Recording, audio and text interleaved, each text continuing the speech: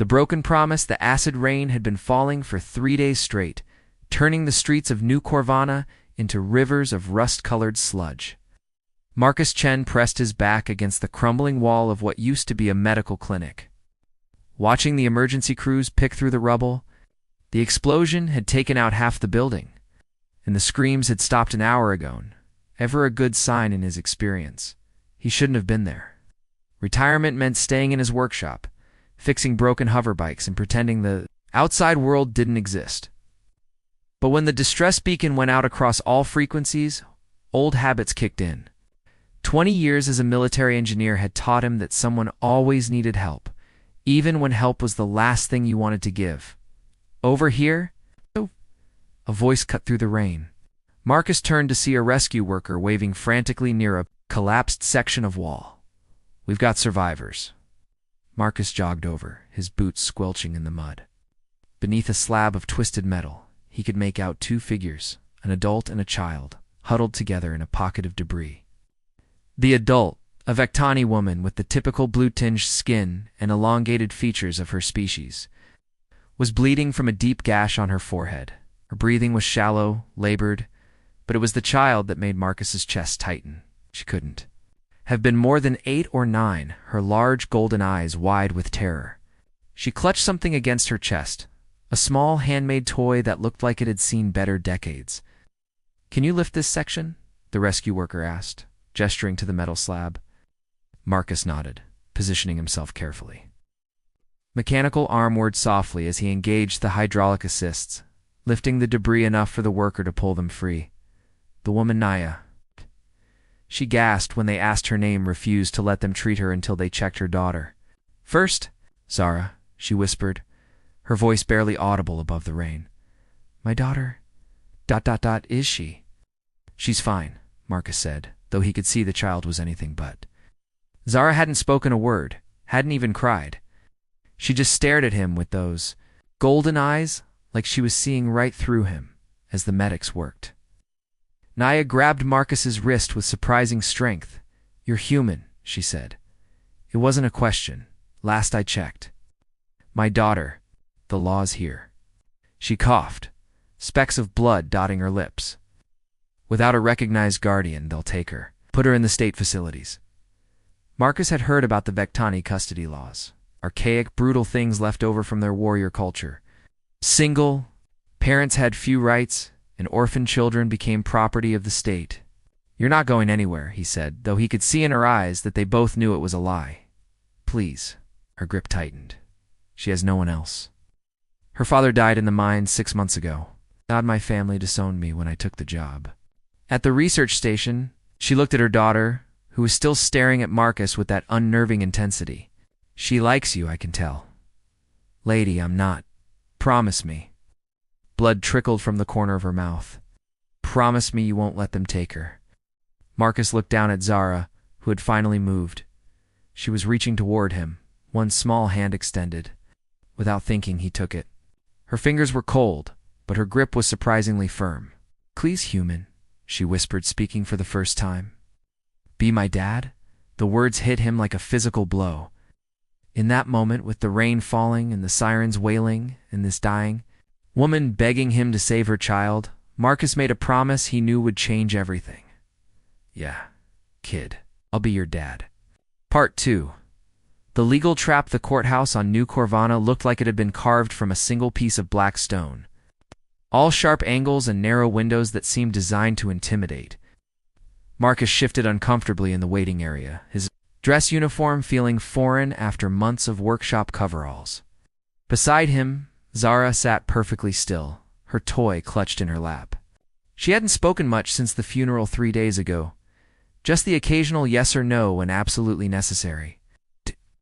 Marcus Chen, a tall Vectani male, emerged from one of the courtrooms, his ceremonial robes marking him as a high-ranking official. "I am Judge Corvin. We need to discuss the child." The judge's office was spartanly decorated, dominated by a massive desk carved with traditional Vectani war symbols. Corvin gestured for them to sit, though his golden eyes never left Marcus's face. "You understand what you've claimed, human? I said I'd take care of her. Taking care of a child and legal guardianship, are different matters entirely. Corvin pulled out a thick file. Under Vectani law, non-relatives seeking custody must undergo a trial period of 1 standard year. During this time, you will be subject to regular inspections, psychological evaluations, and resource assessments. Marcus felt his stomach sink. And if I fail, the child becomes a ward of the state.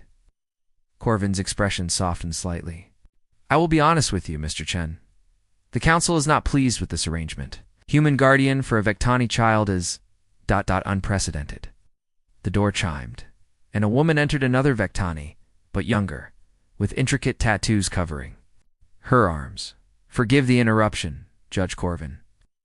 I am Advocate Thess. I've been assigned to this case. Corvin frowned. I wasn't aware we were involving legal advocates. The corporate council requested it. Thess took a seat without being invited. There are some questions about the child's parentage that need to be resolved before guardianship can be approved. Marcus felt Zara tense beside him. What kind of questions? Nea Vel worked for Hegemony Research until 6 months ago, Thess explained, consulting her tablet. Her termination came shortly after her mate's death in the mining accident. There may be complications regarding her security clearance and any information she might have passed to unauthorized individuals. She was a data analyst, Marcus said. What could she possibly know that a new voice interrupted from the doorway? More than you might think, Mr. Chen. The man who entered wore the crisp gray uniform of corporate security, his badge identified. Him, as Inspector Dane, and his pale blue eyes swept the room like scanner arrays. I've been reviewing your file, Mr. Chen. Decorated military engineer, honorable discharge, clean record. I'll bet. You've been out of the service for 3 years. Exactly have you been doing on New Corvana? It's running a repair shop? Keeping to myself? Interesting choice of words. Dane activated a small recording device. Your military record shows expertise in communications systems and data encryption. The same skills that would be quite valuable to certain ... dissident groups. Held up a hand? Inspector, if you have accusations to make, no accusations, merely observations. Dane's smile was cold. Mr. Chen, you do understand that as a Guardian candidate, your activities will be closely monitored. Any association with questionable individuals or organizations will result in immediate termination of your guardianship. Marcus looked down at Zara, who was staring at the floor. Her small shoulders were shaking not with fear, he realized, but with anger. This little girl had already lost everything, and now these people were treating her like a piece of corporate property. I understand, he said quietly. Excellent. Dane closed his recording device. Then we can proceed. Judge Corvin will schedule your first evaluation for next week. I trust you'll prepare appropriately. After the officials left, Marcus and Zara sat in silence for several minutes. Finally, she looked up at him with those penetrating golden eyes. My mama said the bad men were coming, she whispered. She said they killed my real papa because he knew secrets. Are they going to kill you too? Marcus knelt down to her level, meeting her gaze. Zara, I need you to listen to me carefully. I don't know what your mama knew or what secrets she might have had, but I made her a promise, and I made you a promise. Nobody's going to take you away from me, do you understand? She nodded solemnly, then surprised him by wrapping her thin arms around his neck. Thank you for being my dad, she whispered, as they walked out of the courthouse into the perpetual gray drizzle of New Corvana. Marcus couldn't shake the feeling that he'd just signed up for something far more dangerous than simple guardianship. But looking down at the small hand trustingly placed in his, he knew there was no turning back now. The hidden truth 2 months into the trial period, Marcus had developed a routine. Morning exercises with Zara in their small apartment's cramped living space. She was surprisingly agile and seemed to enjoy. Learning basic self-defense moves. Breakfasts of synthesized protein bars and whatever fruit he could afford from the market. Cut, then off to his workshop while she attended the state-mandated education sessions for Guardian Ward pairs. It was during one of these sessions that everything changed. Marcus was elbow-deep in a hoverbike engine when someone cleared their throat behind him. He turned to find a young woman with short cropped hair and the calloused hands of a tech worker. Her clothes were clean but worn, and she kept glancing nervously at the workshop's windows. "You're Marcus Chen," she said. "Not a question." "Closed for lunch. Come back in an hour." "My name is Juno. I worked with Naya at Hegemony Research." The woman stepped closer, lowering her voice. "She asked me to find you if anything happened to her." Marcus set down his tools carefully. "Did she want you to tell me?" "That Zara's father didn't die in a mining accident." Juno pulled out a small data chip, holding it like it might explode. "He was murdered because he discovered what the corporate council was really mining down there. This contains his research hand, Naya's analysis of what it means." Before Marcus could respond, the workshop door chimed again. This time it was Zara, back early from her session with tear tracks on her face. She stopped short when she saw Juno, and her golden eyes went wide. "Aunt Juno," she whispered. "Hello, little star." Juno knelt down, opening her arms.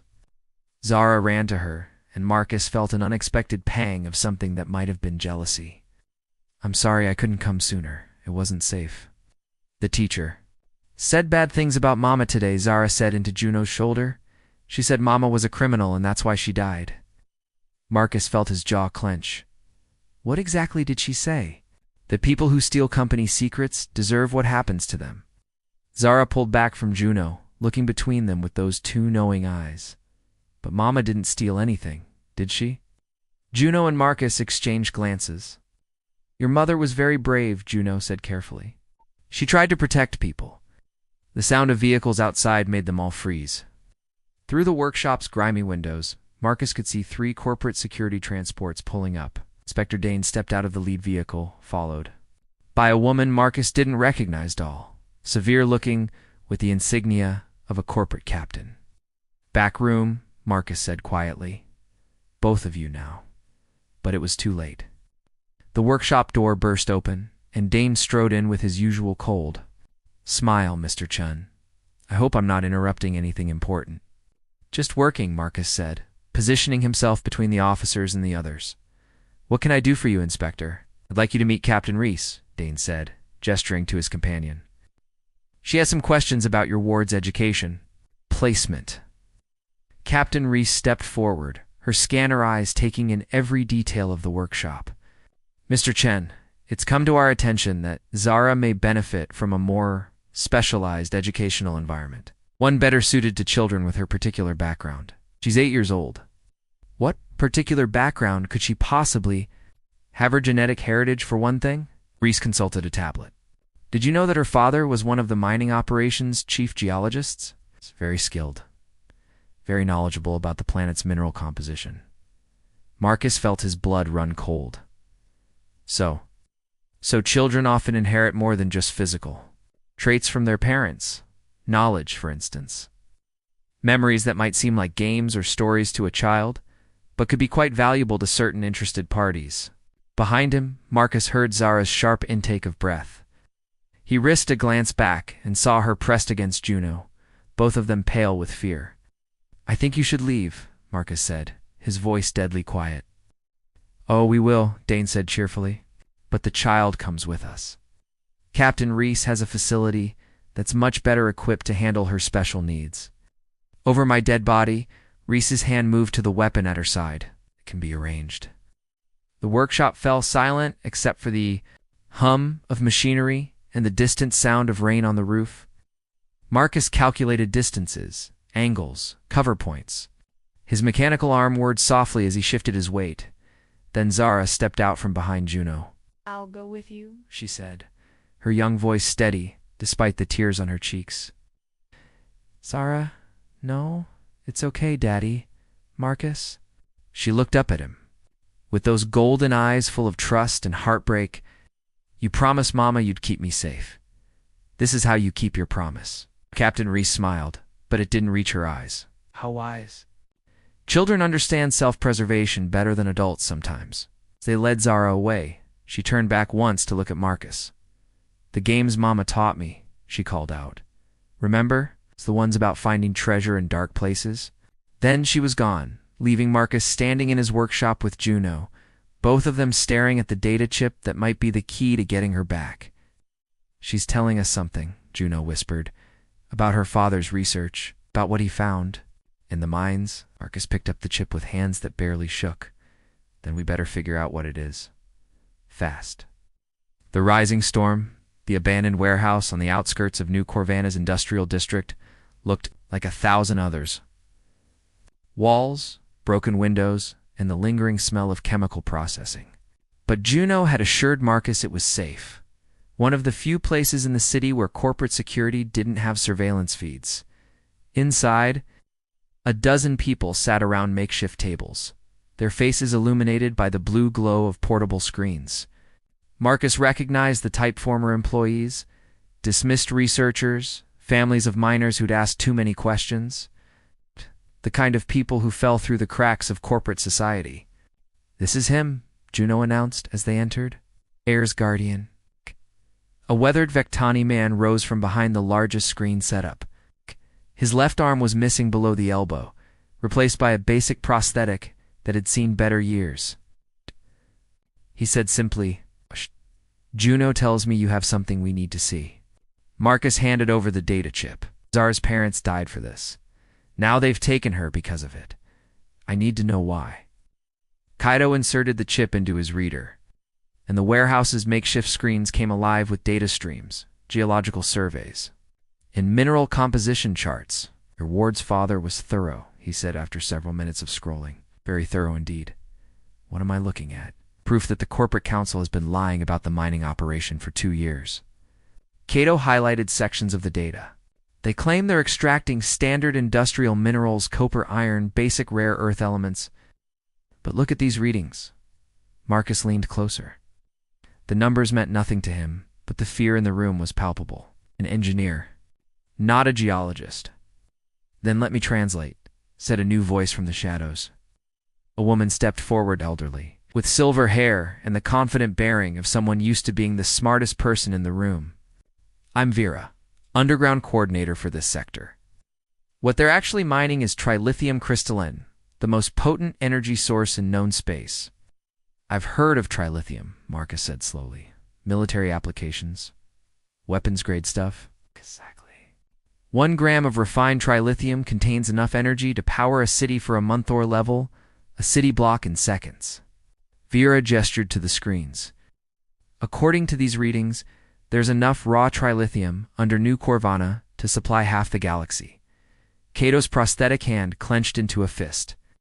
"Do you know what happens to worlds with trilithium deposits, human? Corporate fleets move in. The entire planet gets strip-mined. Every native population gets relocated. They're lucky." Marcus felt the pieces falling into place. "That's why they killed Zara's father. He found evidence of the deposits." Her mother analyzed the data, confirmed the scope of what they'd discovered. Juno pulled up another file. But they made one mistake. They told Zara stories about their work. Children's games about finding star crystals in deep caves, about brave explorers who had to hide their discoveries from bad people. She knows, Marcus realized. Maybe not consciously, but somewhere in that 8-year-old brain, she knows where the main deposits are located. The warehouse's improvised alarm system chose that moment to start wailing. Through the broken windows, Marcus could see searchlights sweeping the industrial district, moving systematically from building to building. "Corporate sweep," Vera said grimly. "They're looking for us." Kaido was already shutting down the computer systems. "Everyone out. Standard dispersal pattern. Meet at backup location 7 in 2 hours." "Wait," Marcus grabbed his arm. "Where are they holding Zara? Corporate education facility? Block 7? But it's a fortress 12 guards. Automated defenses, multiple security checkpoints. I don't care if it's the corporate council's personal headquarters. I'm getting her out." Farah studied his face in the flickering light. "You're serious?" "I made a promise to her mother. I made a promise to her." Marcus checked his mechanical arm's power levels, still at 90%. "Besides, they want me alive. I'm her legal guardian. You can't just make me disappear without raising questions." "You're planning to walk in the front door," Kaido said, his voice filled with something between admiration and disbelief. "Something like that." Marcus turned toward the warehouse exit. but I'll need backup for the way out. As they scattered into the maze of industrial buildings, Marcus could hear the corporate security vehicles getting closer. Somewhere in there, sterile facility, an 8-year-old girl was probably lying awake, wondering if her new father was going to abandon her like everyone else in her short life had. He activated his CUM unit and sent a simple message to Inspector Dane. "Let's talk." The reply came back within seconds. Facility 7. 1 hour. Come alone. Markavas smiled grimly as he disappeared into the shadows. He'd come alone, all right. But he wouldn't be leaving that way. Behind him, the warehouse erupted in searchlight. Beams and shouted orders. Corporate Council had just declared war on New Corvana's forgotten people. Time to show them what a retired military engineer could do when someone threatened his family. The New Dawn, the corporate education facility, looked more like a prison than a school. Marcus stood before its imposing gates, rain pattering against the energy shield that separated the complex from the city's industrial sprawl.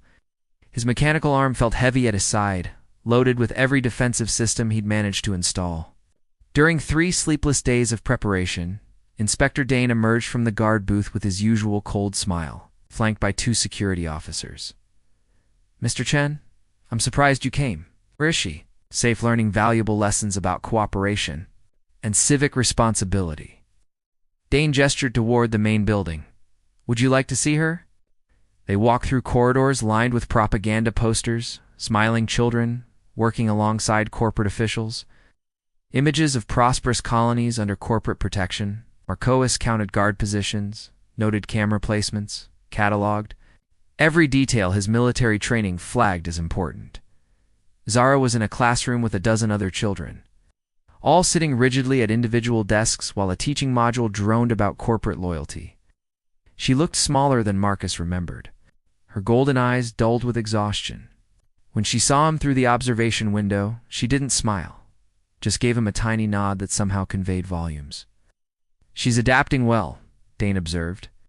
"Children are remarkably resilient." She's 8 years old. This is child abuse. This is education. We're helping her understand her place in society, her responsibilities to the greater good. Dane led him to a nearby office. "Which brings us to why you're really here." The office's main screen displayed a 3-dimensional map of New Corvana's underground mining network. Red markers indicated known trilithium deposits, while yellow zones marked unexplored areas. Marcus forced himself to look surprised. "Impressive, isn't it?" Director Omak rose from behind a massive desk, her corporate insignia marking her as one of the highest-ranking officials on the planet. "Your ward's father was quite the geologist. Her mother was even more talented at data analysis." "I don't know what you're talking about?" "Of course you don't." Omak activated a recording device. "Mr. Chen, we're prepared to offer you a choice. Join our research team as a technical consultant. Your engineering expertise would be invaluable, and Zara can remain in our educational program. Everyone wins. And if I refuse, then you're clearly an unfit guardian, and Zara becomes a permanent ward of the state. She'll receive the finest education, of course. She'll learn to be a productive member of society." Marcus looked at the mining map again, noting the gaps in their survey data. Zara's childish games about star crystals and deep caves suddenly made perfect sense. Her father had shared locations with her that corporate security still hadn't found. "I need time to think about it. You have until tomorrow morning." Omak's smile was razor-sharp. "Sure you'll make the right decision." As they escorted him out, Marcus caught Zara's eye through the classroom window one more time. This time, she did smile, a tiny, secret expression that reminded him exactly why he'd made those promises in the first place. The extraction happened at 0300. During the facility's skeleton shift, Kato and his team cut the power while Vera's people jammed the communication arrays. Marcus went in through the maintenance tunnels, his mechanical arm making short work of the security doors. He found Zara exactly where he'd expected, alone, in a small dormitory room, fully dressed and waiting. "I knew you'd come," she whispered as he scooped her up. "How? 'Cause you promised Mama, and you never break promises." The escape route took them through the facility's lower levels, past laboratories and storage areas that reeked of chemical processing. It was in one of these labs that Marcus made the discovery that would change everything: tanks full of refined trilithium, already processed and ready for transport. They're not just mining it, he realized. They're stockpiling it, building an arsenal. Zara tugged on his sleeve. Daddy Marcus, the bad crystals are angry. Mama told me they get angry when people take them from their homes. If summoned by her words, alarms began wailing throughout the facility. Emergency lights bathed the corridors in red, and Marcus could hear boots pounding on metal floors somewhere above them. They made it to the extraction point just as corporate security forces surrounded the building. Juno was waiting with a transport, its engines already running. Go, she shouted over the noise. We'll hold them off. But as they lifted into the storm-lashed sky, Marcus realized their troubles were just beginning. The data chip in his pocket contained enough evidence to bring down the corporate council, but only if they could get it to the right people. 3 months later, Marcus stood on the observation deck of a passenger liner bound for the outer rim. Below them, New Corvana was shrinking against the starfield. Corporate security had abandoned the planet after the trilithium processing facility mysteriously exploded, taking Director Omak and most of her command structure with it. Do you miss it? Zara asked, pressing her face against the viewport. Miss what? Home.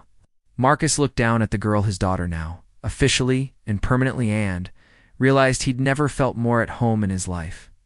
Home isn't a place, kiddo. It's the people you choose to protect. Somewhere in the ship's cargo hold, Kato and Vera were planning their next move against corporate oppression. Juno was teaching refugee children how to read in 3 different languages. And Zara was finally safe, finally free to be the remarkable little girl her parents had died protecting. It wasn't the life any of them had planned. But as the stars wheeled past their viewport, Marcus thought it might just be the life they all deserved. Tell me the story again, Zara said sleepily. A doubt. The brave engineer who kept his promise. Which part? All of it. Starting from when he first met a little girl who asked him to be her dad? Marcus settled back in his chair, holding his daughter close as the ship carried them toward whatever came next. Once upon a time, he began, there was a promise that changed everything. Outside their viewport, the universe stretched endlessly ahead, full of possibilities neither of them could have imagined when this story began.